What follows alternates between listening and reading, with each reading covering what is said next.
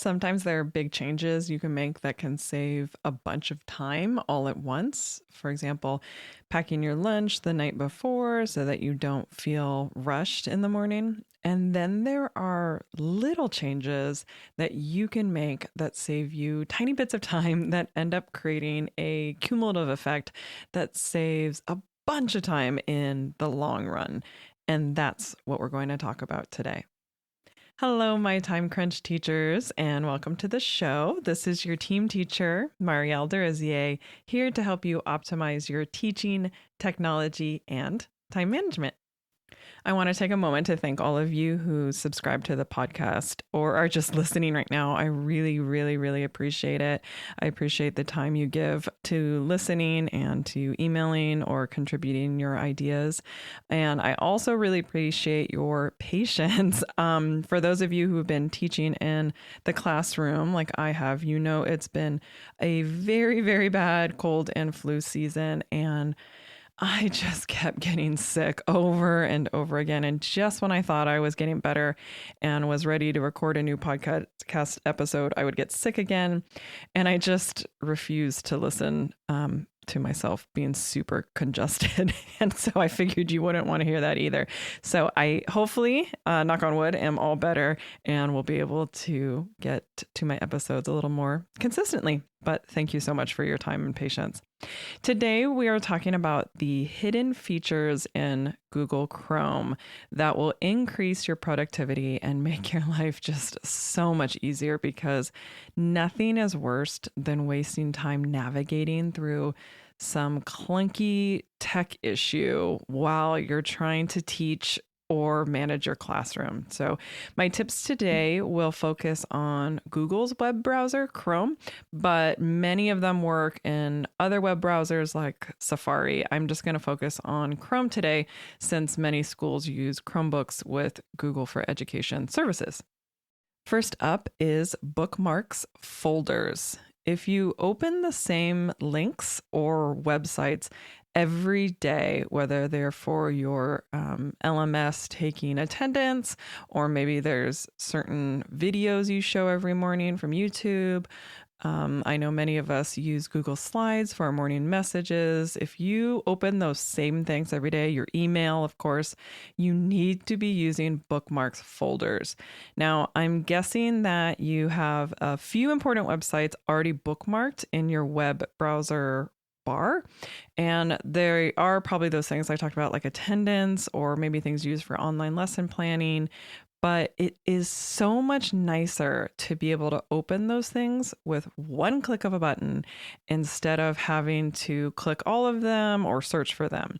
And you can do that with folders. All you need to do is create a bookmarks folder, and with a click of a button, all of those links open up. So if you're sitting in front of your computer right now, here are the steps you can do to set up a bookmarks folder. Begin by opening all of the websites you want in different tabs. So all the links you need, open them up in different tabs, and you're going to collect them into a single folder. So let's focus on the things you need to open every morning, like your email, your attendance tab, and maybe your lesson plans or morning meeting slides. But you can pick whatever you want. On the top right-hand corner of the Chrome web browser, you'll see 3 dots. Click on them and select Bookmarks, then bookmark all tabs. A window will pop up that'll allow you to name your folder. So let's just name it Daily or Morning, and you can call it whatever you like. And now you will see a little folder icon on your bookmarks bar that's called Daily, or whatever you named it. So now what you can do is you can click on that folder and it'll open and you'll see all the bookmarks, or you can right click on the folder and select Open All. And when you do this, all the sites magically open in each of their own tabs every time. It's awesome. And it allows you to access everything all at once. And if you are more of a visual person like me and need to see what I'm talking about, I will link in the show notes a video I made that walks you through the steps of how to create that folder. But they're fantastic. I use them every day.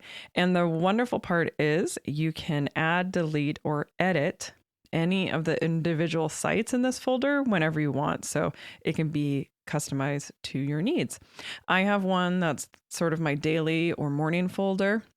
And it has things like I said before, attendance, email, lesson plans, morning slides, that sort of thing. But I also have one that I've created for my lesson planning. So I use a lot of the district created materials that are linked. I have certain maybe videos that I like to show the students or Google Slides.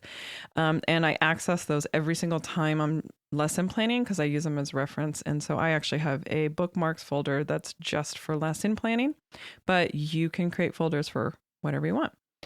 Another option you can do in Chrome is set specific websites to open every time you start Chrome.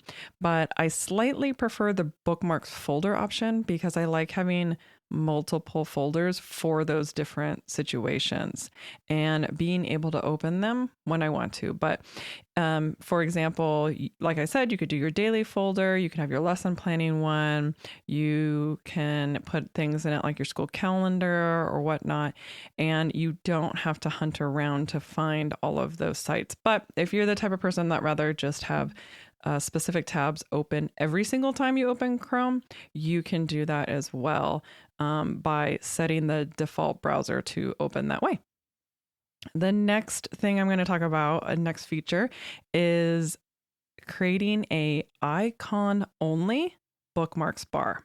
So you have your folders for your daily lesson planning, whatever it might be, but there are certain bookmarks that I like having on the bar all the time that I don't necessarily access daily, but I do need to use them. And usually when you bookmark a site, the bookmarks bar will show a little icon or picture and the name of the site. So for example, say you bookmark YouTube channel, it'll show the little red rectangle with the white play button as the icon, and then it'll have the name of whatever channel you have bookmarked next to it. And that's great because you can obviously read it and you know what you bookmarked. But what if you don't want everyone who sees your Chrome browser, like if you're projecting it to students or if you're teaching via Zoom or whatever it might be, what if you don't want them seeing all the names of all the websites? Or what if you just want to be able to fit more bookmarks on that bar? Because depending on how much text there is, sometimes you can only fit, I don't know, 6, 7. And right now, I bet I probably have 15 to 20. And it's because I have the icons only. So let me explain how you can do that. Begin by right-clicking on the bookmarks bar and selecting Edit. Then go up to the name field. And this is usually where it'll say, obviously, like the YouTube channel or the website or whatever it is.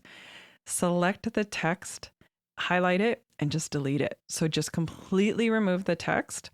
Be sure to click Save. And now what it'll do is it'll keep that icon. So say, for example, is that YouTube channel we were talking about, it'll keep that red rectangle with the white play button, but it won't have the words next to it. And what you can do is you can do that with all of your bookmarks, and pretty soon you'll have a bar that just has all the pictures, all the icons for the particular websites, but it won't have the text. And at first, when I did this, I'm like, oh man, maybe I shouldn't have deleted the text because now I have to memorize what all of those icons mean. But I guarantee it, after like one day, you'll totally pick it up. And I've even done this with my students who are in second grade, and some of them are pre-readers. They can't read. And so you would think, oh man, like how are they going to know what a website is? But I'm telling you, it is easier to memorize those little icons than it is to read a bunch of text or have the text cut off in order to fit the bookmark. So our brains do a wonderful job of remembering symbols, especially when they're colorful, which most websites choose for their icon. But say you have 2 bookmarks on that bar that end up having the same icon. For example, let's say you have 2 Google slide decks for a class. You have one for Unit 1 and you have one for Unit 2 for, let's say, your math curriculum. If you use the icon, they'll look the same, right? Because they'll be the same Google icon, which is fine. But you might have a hard time remembering, oh, wait, which comes first, my unit 1 or my unit 2, or say you're doing it by class periods. Oh, my first period or my second period, the icon looks the same. Well, it's really simple. Instead of just deleting all the text, just leave a number. So that first icon has a number 1 and the second icon has a number 2. And now you remember first period is 1 and second period is 2, or unit 1 is 1 and unit 2 is 2. And it maximizes how many bookmarks you can fit on the bar. I know this sounds like a lot of work for something that like doesn't have a huge payoff, but I promise you it totally does. Watch the video I made. It makes more sense when you can see it, but it basically makes it so that you can fit a lot of information in a small amount of space. And it also makes it more private. Like the kids don't need to know that the red and white P is Pinterest and that's where I'm finding all their lessons. But they won't know that unless they were on my computer and clicked on it, and they don't know that. So you can do that. You can sort of like hide what things are. They'll probably recognize the Amazon one you have up there. All right, extra credit. My last 2 tips are super sneaky, but I love them. So have you ever found a paragraph or section on a website that you want to send to someone, but you don't want them to have to scroll through the whole article or the whole blog post just to find that one paragraph or that one section that's like buried at the bottom? Well, now you can send a link to a specific highlighted text on that web page, and it'll take them right to it and it'll be highlighted. It's fantastic. All right. All you have to do is highlight the text that you want to share, right click and select copy link to highlight. This will create a link that will now be on your clipboard. So what you can do is you can paste it and send it to whomever you want. When they click that link, they will be sent to the section of the web page that you want to share, and it'll be highlighted in yellow for them. It is brilliant. No more scrolling through all of the like intro on a blog post or all the fluff, or if it's, like a recipe and you have to jump to recipe and find the part you want, you can send them directly to the highlighted part. All right, here's another handy little shortcut that can totally save you. Have you ever accidentally closed a tab and wished that you could bring it back? Well, all you have to do is hold Control Shift T, the letter T. So Control Shift and T, or Command Shift T on a Mac, and it'll open your last closed tab. It is so nice, especially if you've been navigating deep within a website and you're like, oh no, what page was I on? And you accidentally closed it. Control Shift T or Command Shift T, and it'll open right back up. This is also super useful if you are walking by a student's computer and you're like, did they just close a tab because they were trying to hide that they were playing Geometry Dash or watching a YouTube video? All you have to do is walk over to their computer and do Control Shift T or Command Shift T if it's a Mac. And guess what? It opens the last tab they closed. And if you keep doing it, Control Shift T over and over again, it opens all the tabs that they had closed. And of course, you could also go in their history. But if you just want to see if they closed one really quickly, that's how you can do it. But I actually found I use it more for myself because I always accidentally close tabs or close the whole Chrome browser and everything disappears. And then I just do those shortcuts and it opens right back up. Speaking of students testing school boundaries, today's classroom story is all about naughty language. That's right. It's about a little swear bear. So this happened years ago. I was on yard duty with all of the lower grades, and a 3rd grader ran up to me very, very concerned. And he tells me, Misty, something serious happened. One of the kids just said a very bad word. So of course, I ask, really? What did they say? And he's super hesitant. And he says, it's really bad. I can't say it. It's the F word. And And in my head, I'm like, what? Somebody said the F word?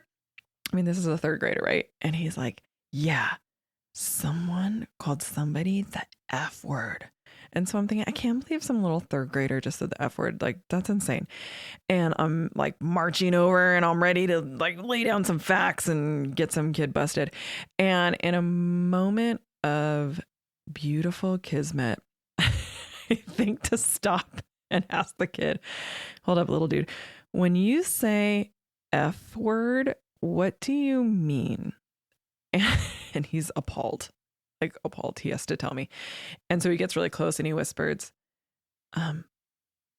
the F word. And I go, okay, well, like you won't get in trouble for saying it. Can you just tell me the word you heard?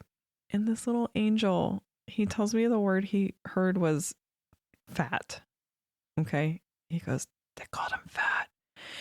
All right. So I get that calling somebody fat is not okay. It's bad and that shouldn't happen. But my swear bear mind went to another F word.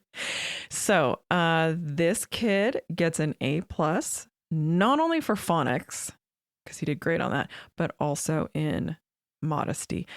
Good job, little dude. Wherever you are, you're probably a grown man now because this was forever ago. But you are a much, much better man than me. All right, my Time Crunch teachers, thank you so much for your kind attention today.